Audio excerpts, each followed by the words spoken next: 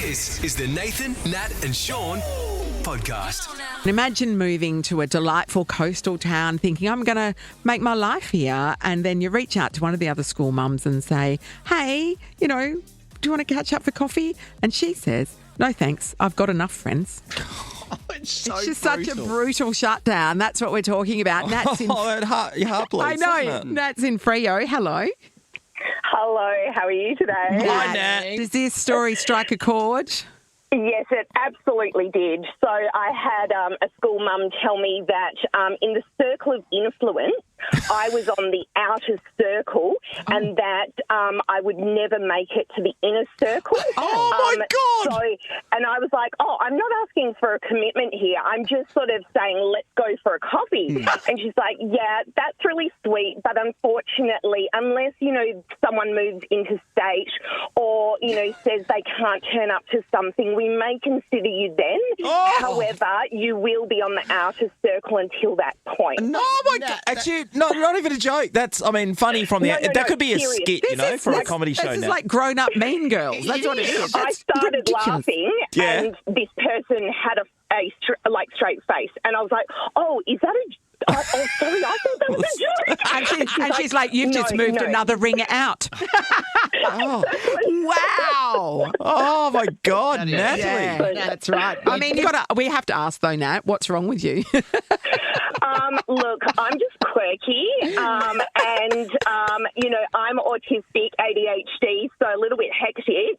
But you know what? I'm one of the most loyal people that you could ever have in your life. So. Yes. Well, that's good, but you're on the outer circle. Yeah, it's still in the outer So circle. we'll forever. call you when we need another one. Forever on the fringes. Oh, Nat, that's so brutal. Thank you.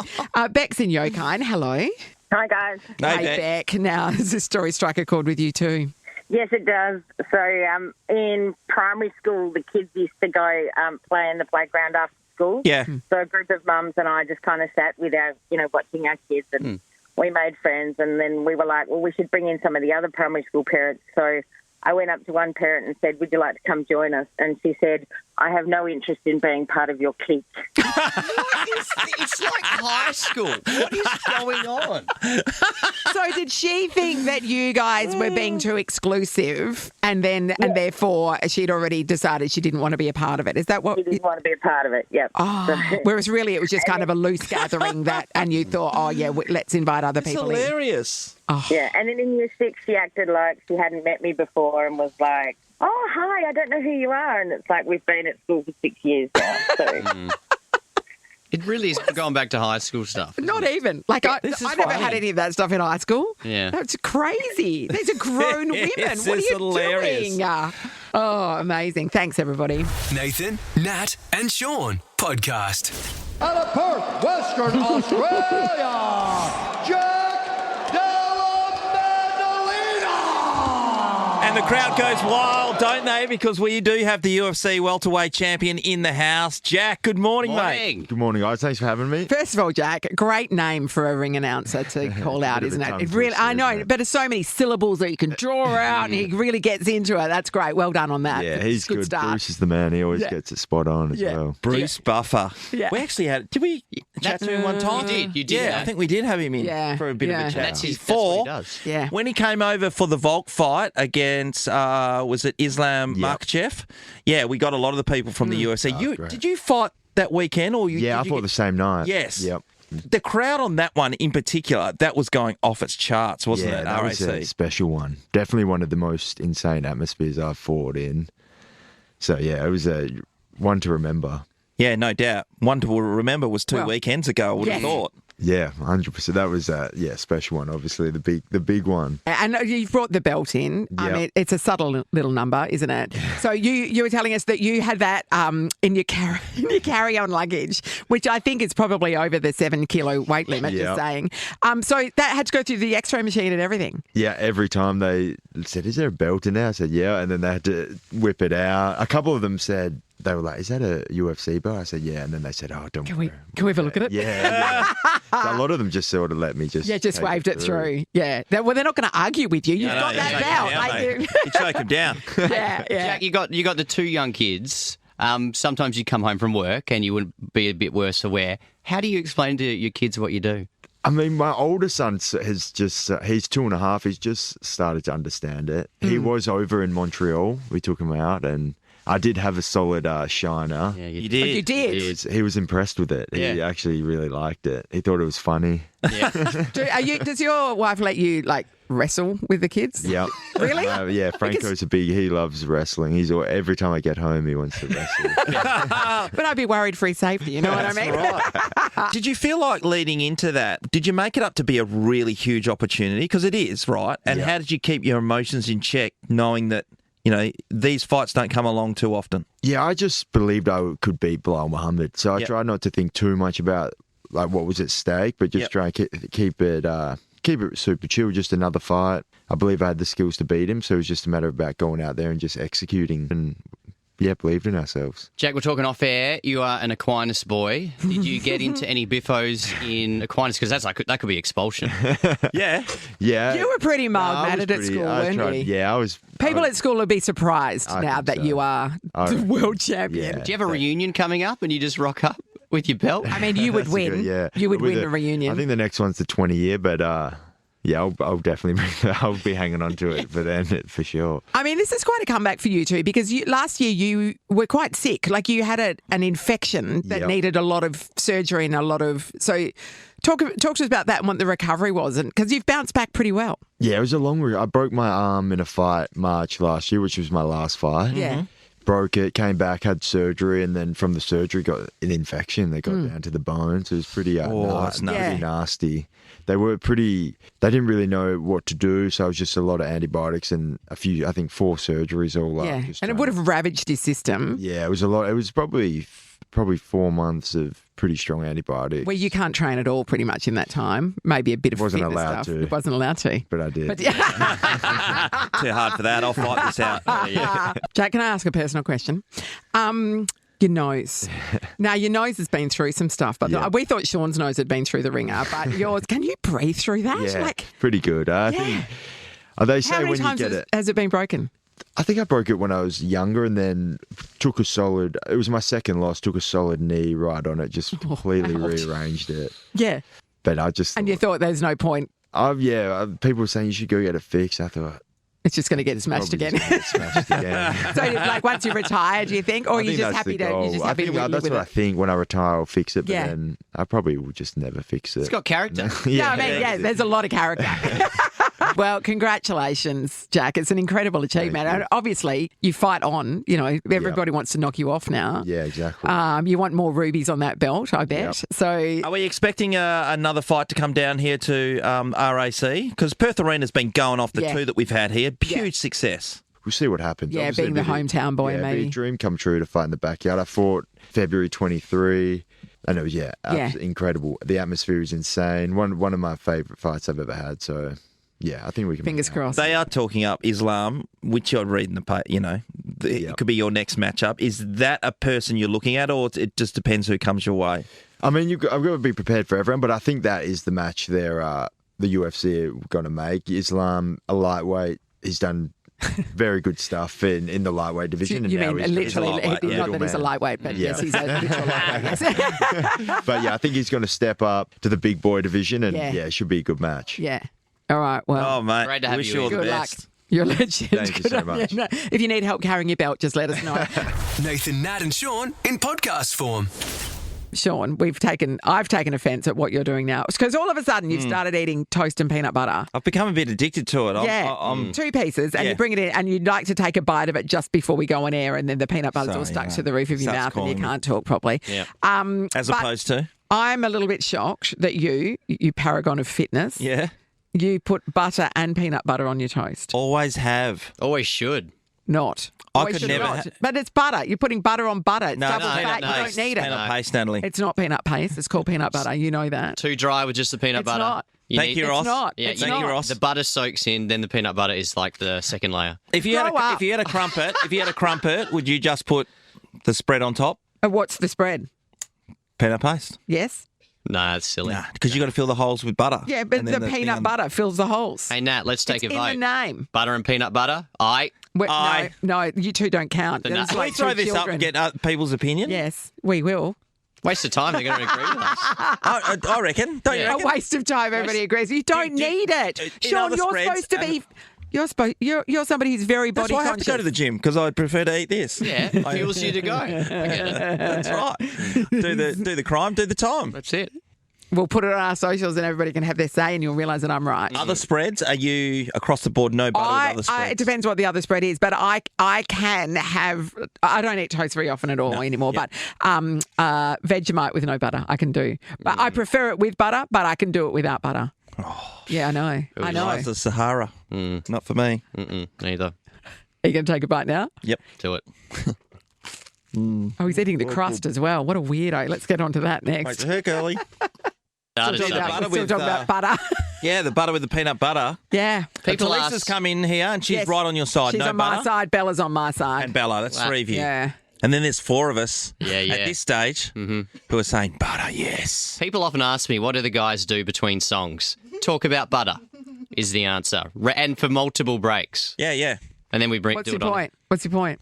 Well, they just want to know what you talk about. Okay, Don't- tomorrow, Don't tell them the margarine. rest- don't tell them the rest of the things. Stick around. Nathan, Nat, and Sean in podcast form. Absolutely sad news on the weekend when we heard about Adam Selwood. And I know personally, Clarkey, that you found out this news after the game as well. Or was it before the game you played? Yeah, before the game. Yep. How did you deal with that? You've got a long association with the Selwood family. How did that go? Yeah, no, it was tricky, to be honest. I sort of got a call at the hotel, which I certainly wasn't expecting.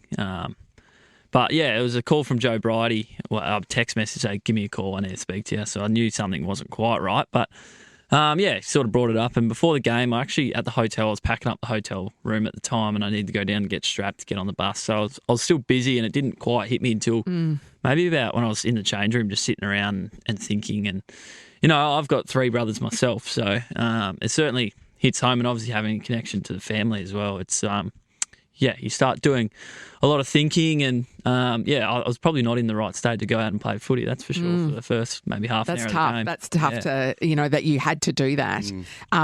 It's devastating news, of course. You know, all of us have had some sort of dealings with Adam over the years, and genuinely just one of the nicest guys. Would stop in the street and talk to you. Just a ripping bloke, 100%. And so tragic that somebody that a family has to deal with two of their brothers, losing them in this way. It's the heartbreak is just so, and he, you know, he's got young children. It's so awful. Yeah, it is. I think no matter what connections anyone has in their life, whether it's young children, no children, I just think, yeah, everyone, it's as devastating as possible. I think it's really hard to comprehend. It's a terrible time for the family, but for the whole football world and everyone who knows the family. Well, we saw you, Jordan, on the Footy Feast on Channel 7 on Sunday morning. You had this to say? Pass my condolences on to their family in particular, but everyone who is battling. And I just want to say, if you ever are struggling, make sure you check in on your mates or reach out to someone, because, you know, we need to start having each other's back. So, yeah, like I said, heartfelt condolences to the family and everyone connected to them. The other thing to that, and hearing you say that, Oscar Allen, after the Eagles won their first game of the season, in the throes of the moment, an emotional day, the West Coast Eagles winning their first game, emotional because of Adam Selwood, the players being able to get themselves through that and getting the victory. But for him to say what he said, which is extraordinary, he urges people to reach out. Yes, and said that he's struggled himself, and, you know, he's been in the news a lot and everybody's, you know, bandied around and made jokes or whatever. There's a real person behind it, as there is in all of these things. And that for him to say, yeah, no, I struggle, talk to somebody. It's so important, more than ever. You know, one of the statistics which will blow you over. So there's 2,400 odd people a year take their own life. Of them, 75% are male. Yeah, 75% are male. And early this year, when I swam to Rottnest, I did it for Kai Feller Foundation. Yes. And that's for youths, in particular, young males. But it's not an age group. No. But we need to look after everyone going forward, Clarkey. And one of those things is reaching out. And I got to say, a shout out to some of my best friends.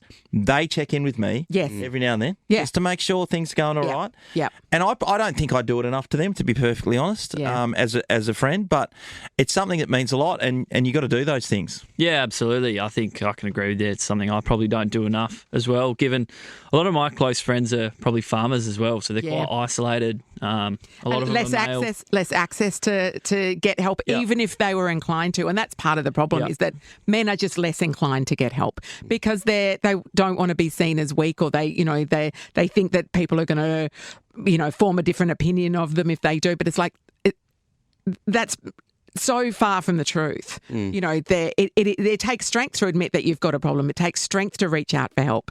It's not a sign of weakness. It's a sign that you are doing the right thing and that you care for yourself and care for your family. And people want to help. They do. But they don't know you need to help until you say it. But people want to help, and they're always there for you when you talk up. Yeah. Yeah, I agree with you there, Nat. It's definitely a stigma that needs to be crushed, that's for sure. It's it's such a big thing that's relevant in our life these days, and it's tearing families apart, friendships apart, tearing the world apart pretty much. It's nearly 7 people in doesn't Australia a need to. day. Yeah, nearly 7 a day. Lifeline, everybody. The number is 13 11 44, and I know that we throw that number around, but I know people that have been helped by them. They genuinely can make a difference. They can just talk. It's just literally somebody listening to you without judgment. It's all anonymous. There is nothing to be lost by giving them a call.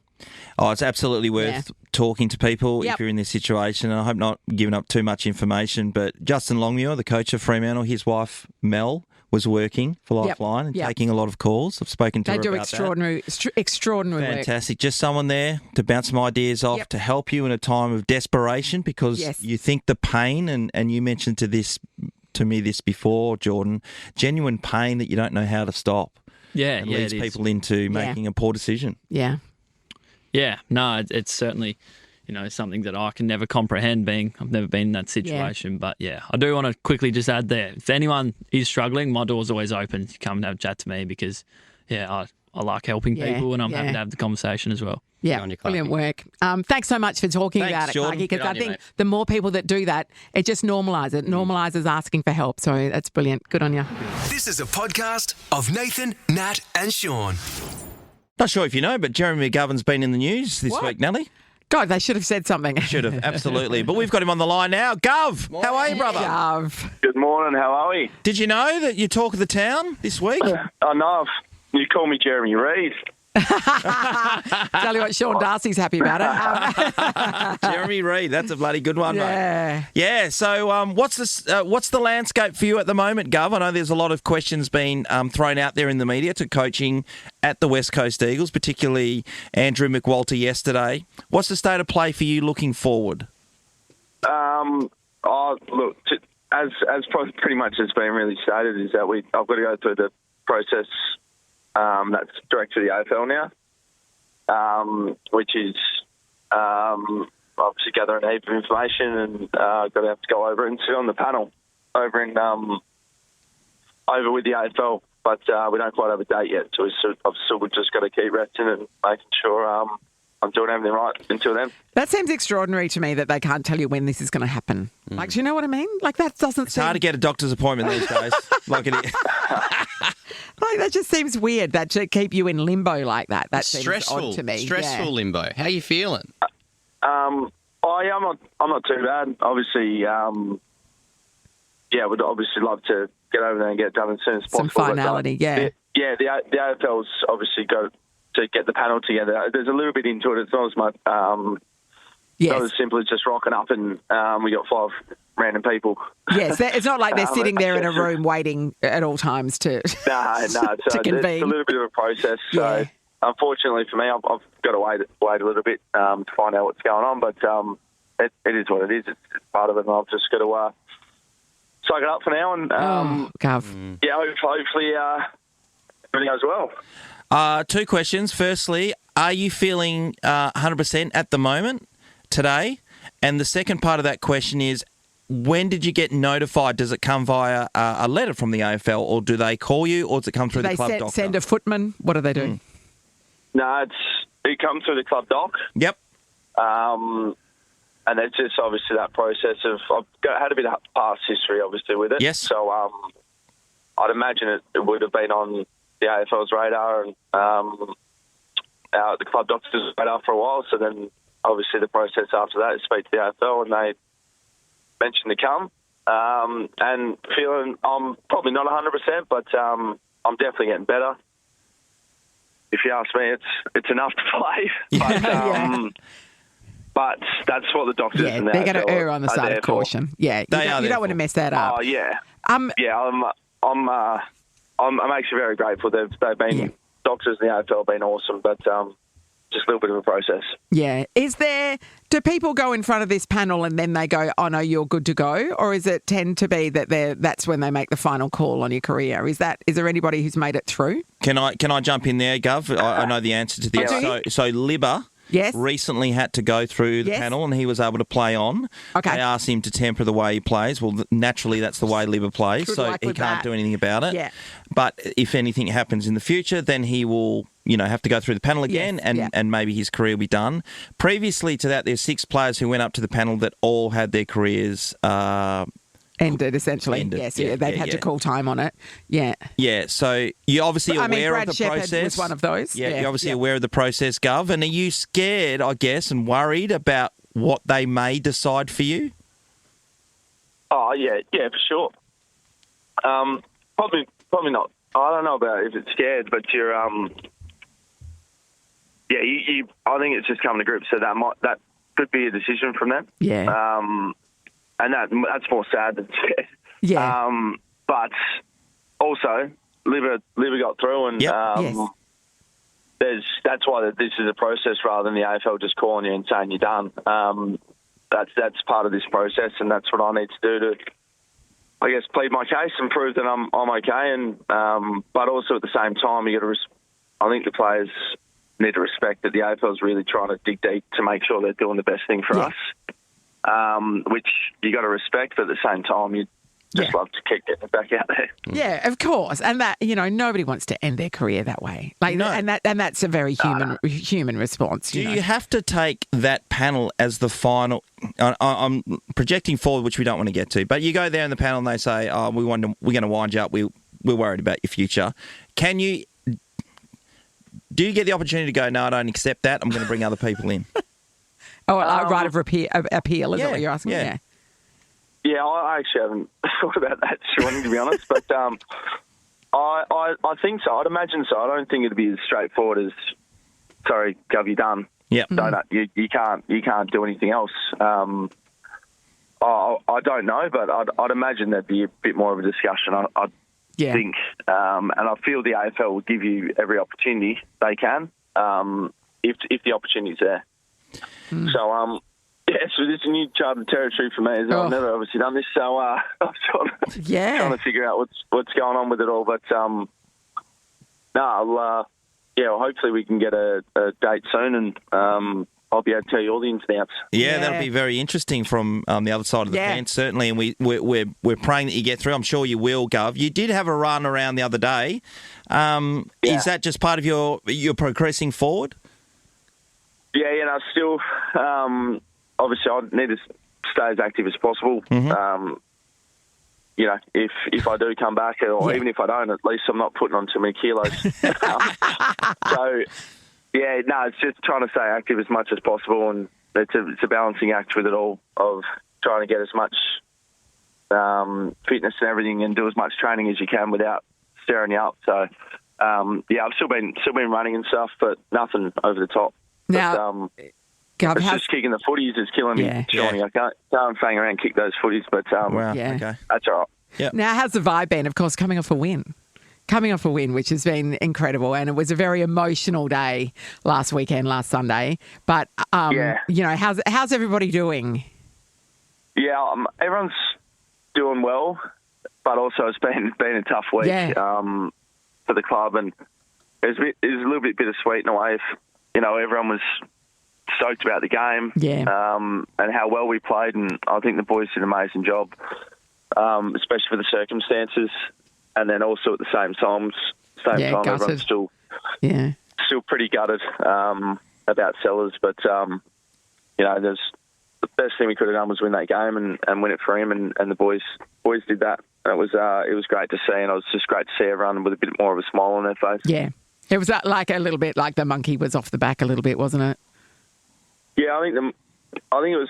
That's the thing. It probably didn't even feel like that going into the game. Yes. I didn't play it, but around the rooms, it didn't feel like we were worried about getting the monkey off the bat. It was just very much a passion game. Like it was just very much everyone's just seemed like they were going to go out and do everything they can to get a win, and understood that this was an important time for the club, and we needed to do everything we can to get a win. And it was good. It's such an amazing feeling when you're amongst a group of people, not just in football, but in any part of life, when you can see that everyone is grouped together and everybody's on the same page and they've got the same focus in mind. It's wonderful, and you certainly showed that on the weekend. So, all props to the West Coast Eagles. Yeah, it was good. Felt like we were building the last few weeks. We sort of strung half together, or a couple of quarters here and there together, and 4 quarters was a big focus. Yeah. We got close to that against Saints, so it was great. And then you saw a lot of the young boys obviously coming through and some of their performances and everything. So it was definitely positive, and everything's at this stage moving in the right direction, which is great. Yeah. Well, hopefully it continues to move in the right direction, particularly for you, Gov. We look forward to you getting back on the track shortly, getting through that medical and back out on the field as soon as possible. No, thanks very much. Appreciate it. Nathan, Nat and Shaun in podcast form. Such a tragic loss over the weekend when we learned that Adam Selwood is no longer with us. Yeah, so sad. It's absolutely terrible after the loss of his brother Troy as well, his twin.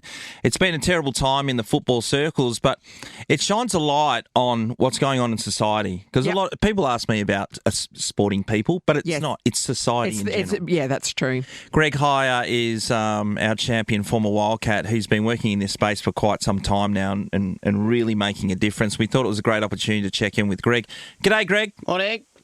Good morning, Brew, and I think you could just nailed it straight away, Shawnee. I think, one, obviously acknowledge the tremendous loss and to acknowledge the Selwood family and those impacted. But, it's not just an AFL issue, it's a societal issue, so well put, Shawnee.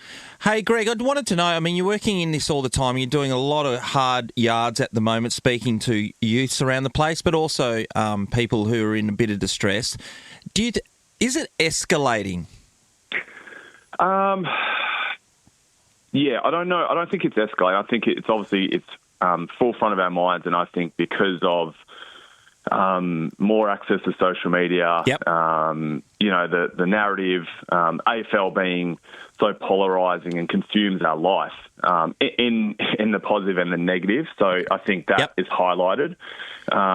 I don't know if it's escalating. I think what it does do, and if we talk about legacy and honouring people, what I think it is an opportunity is that after incidents like this or a tragic circumstances, there's a lot of noise and there's a little bit of momentum and then there's silence. And so I think, unfortunately in these situations now, I think it's going, okay, where do we go with it? And what is the solution and how can we be in the bigger space? But it's certainly, I think, being highlighted more and more just due to media. Yeah, just on that, Greg, firstly, I thought it was great to see Oscar Allen talking about this because it reminds you that this is a human thing, and when people talk about it like that, it does encourage it. But if working in this space so much, what would you say to somebody who is struggling a bit? What would you recommend they do? Mate, it's a complex thing, Ross. I think, when we look at that, and it's so to go back on it, there's a lot of elements where we go reach out and seek our support. There's obviously a massive societal issue and gap right now where, let's look at economy. There's a $90 to $120 rebate just to go see a psychologist. So if we look at the barriers and challenges, so to simply say go reach out support, I think is, not alarming. That's obviously utmost importance, and there's obviously a number of service providers, which I've been obviously hearing, on the air for the whole day. But I think, absolutely, I think that's first and foremost. But I think collectively as a society, in any industry that we're in, whether it's sport, entertainment, the mining sector, I think each organisation and our leadership, politicians, need to undertake responsibility of what can they actually do, what's the environment that they're creating, what's the the stigma that's attached to mental health, because the harsh reality of it is that 9 lives a day are lost to suicide, 7 of them are men. What is the issue that's at hand? And I think that's the reluctance to open up. And there's so much stereotypes that are still attached. We've got growth. But I think it's opening up environments and conversations and looking at every opportunity that we can educate this. Sporting clubs are actually a fantastic vehicle for mental health education. Why? We feel safe in that environment. We for a moment there, we might escape our harsh reality. Sorry, I'm getting a little bit emotional. Yeah. And I think for us, it's that, like, at what point do we go to enough is enough? Yeah. Sorry. Yeah, and I think, every single person on air at some point will be impacted. The statistics will show that 44% of us will go for a mental health condition. And so I think it's more at some point we have to feel compelled, what can we do more? And it's actual action, it's not just talk.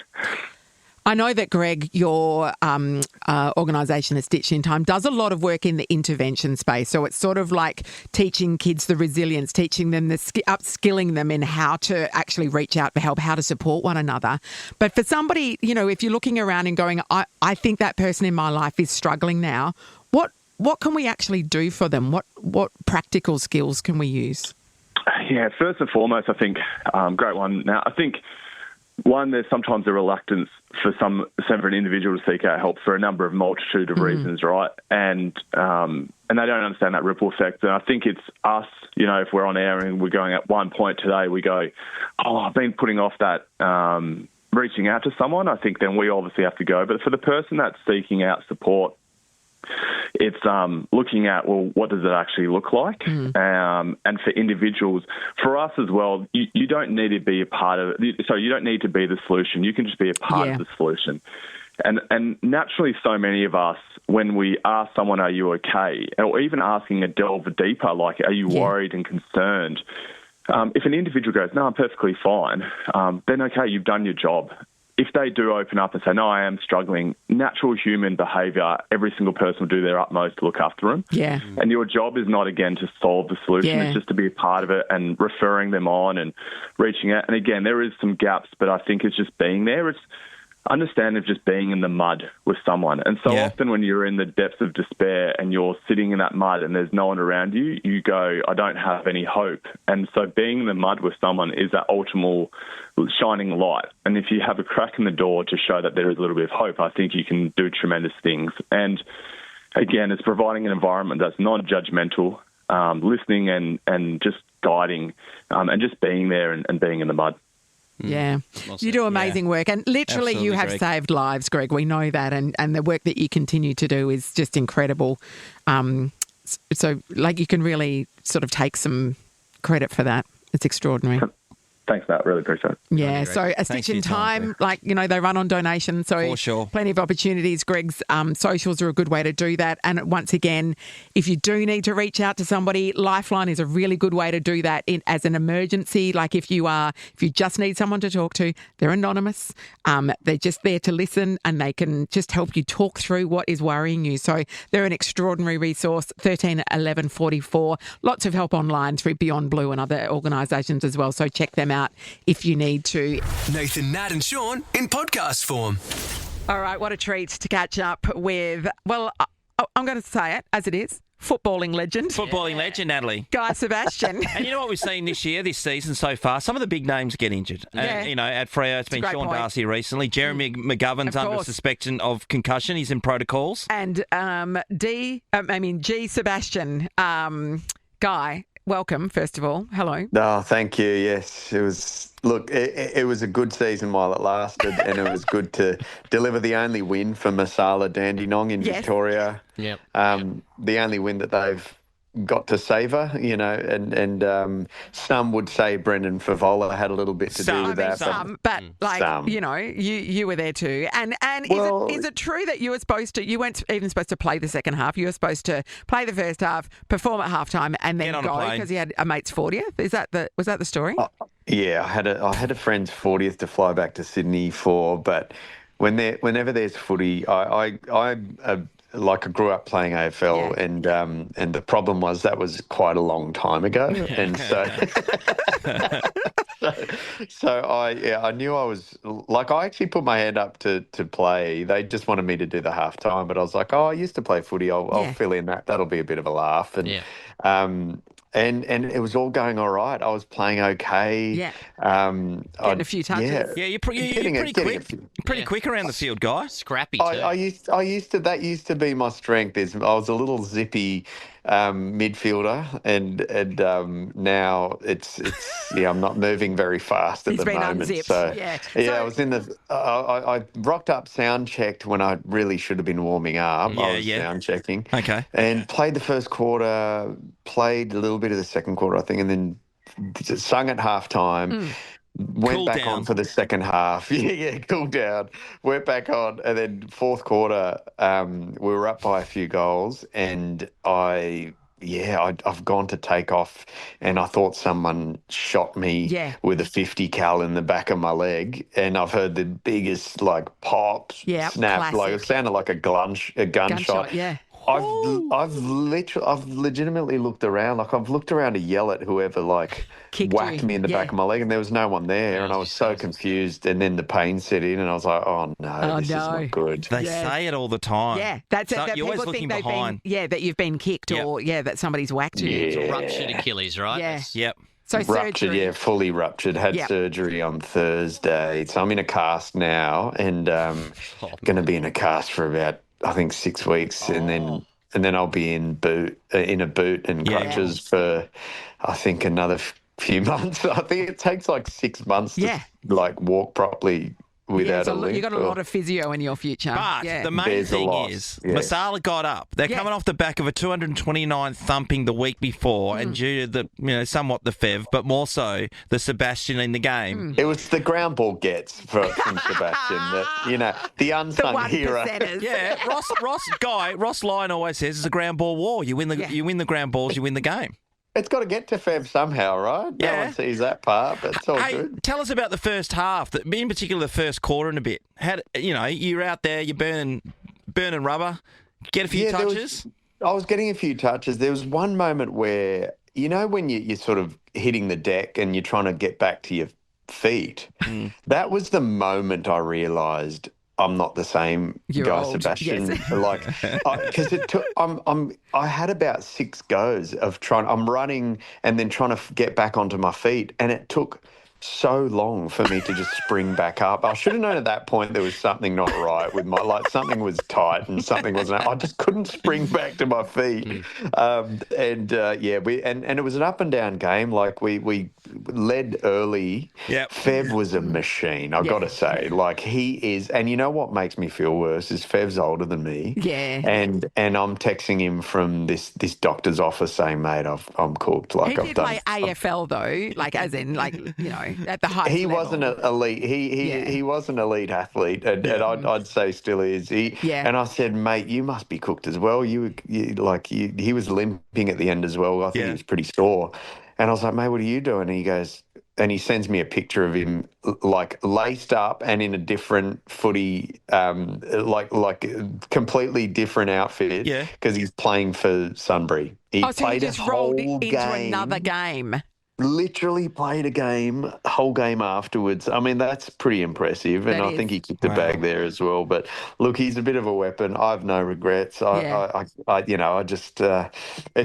is a recovery. The problem is that every mate that I have that's like a footy player or plays cricket or whatever, they're all texting me going, "Mate, no, not your Achilles. It's the worst. It's the longest recovery. You're going to hate it."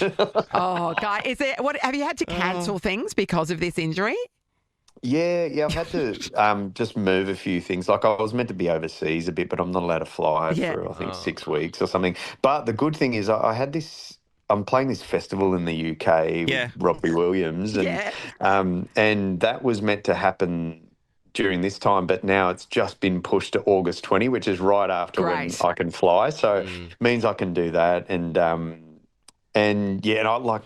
head back to that awful court case next week as well. So my thinking is just that was a pretty like a really sort of dark time for me last time.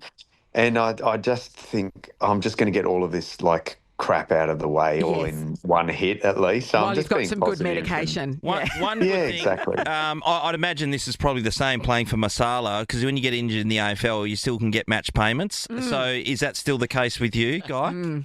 No, see, we had to come out very, very strongly. I did read that. It was so funny.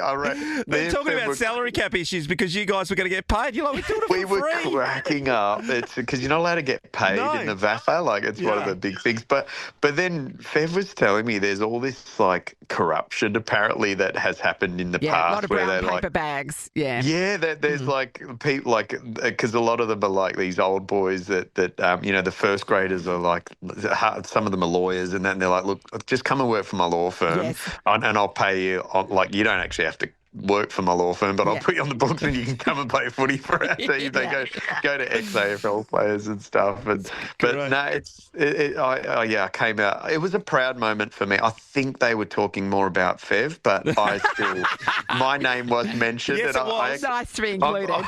I'm the number one ticket holder for the Crows. So I actually texted Matty Dix and Tim Silvers, our CEO, and I said, guys, I've got good and bad news. Bad news, your boy has been officially placed under investigation by the VAFA. Good news is I'm in the clear. I'm all in the clear. I'm not taking a percentage of the Saturday sausage sizzle at Dandenong. Yeah, you are, but that percentage is zero. Yeah. Well, it was in a brown paper bag. It was a sausage. Yeah, got it. This is the Nathan, Nat and Shaun podcast. You're going to be sticking to singing, not footy. I did see you singing on your Instagram with your, I don't know if it's a moon boot yet, but you're doing it with your injured leg. The new one's maybe. Is it true you came up with it in about 15 minutes or something ridiculous like that? Yeah. I mean, a lot of songs can be written pretty quickly. Some of them, I mean, the problem is it's not a flex because, like, there's a song on my album which I've taken 4 years to write.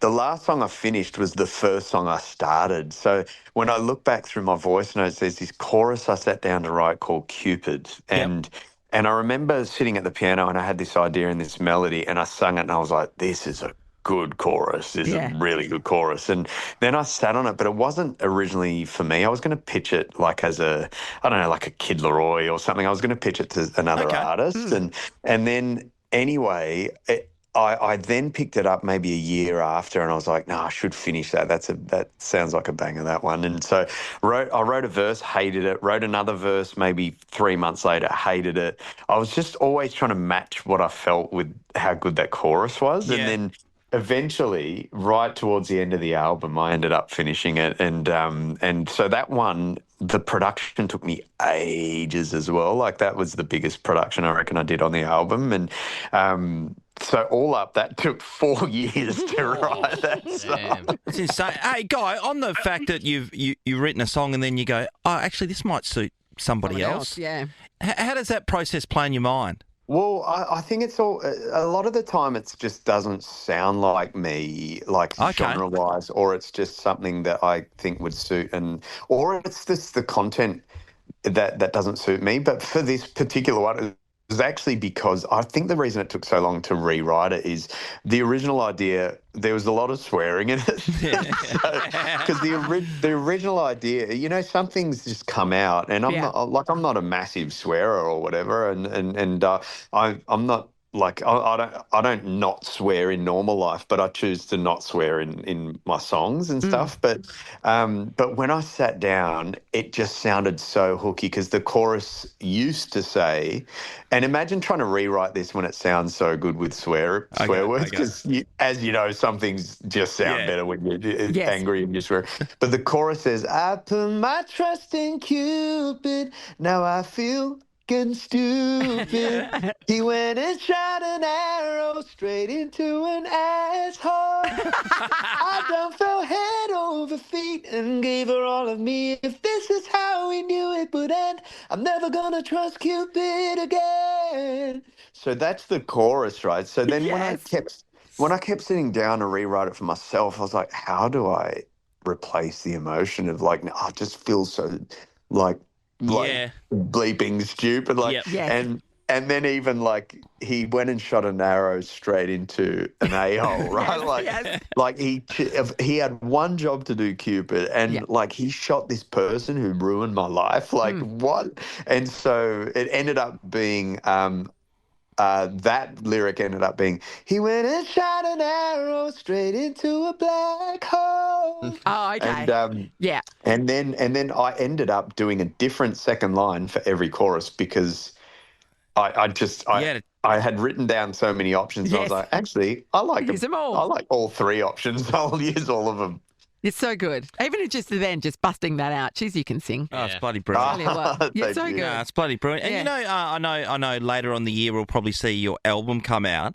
Is it already done and you've got to wait for time and things to be finished off, or and legs to heal? Yeah, where are you at with it personally versus album's fully mastered, fully done. There's just heaps of stuff like all the credits and like I was on the phone the other day just going through the credits again because my worst nightmare is like forgetting someone who and songs take a bit of a journey. So, for example, a song called Antidote, which I released with Sam Fisher, right? Yep. So that one, I produced that here in my house, but I used like a couple of drum samples from a mate of mine who I wrote it with, Cyrus, and then I recorded the vocals of these like gospel singers in the US. Mm-hmm. Now they do this for a living, so it's unfair to not credit them. Yeah. So like that guy who engineered, for example, the guy that was like hitting record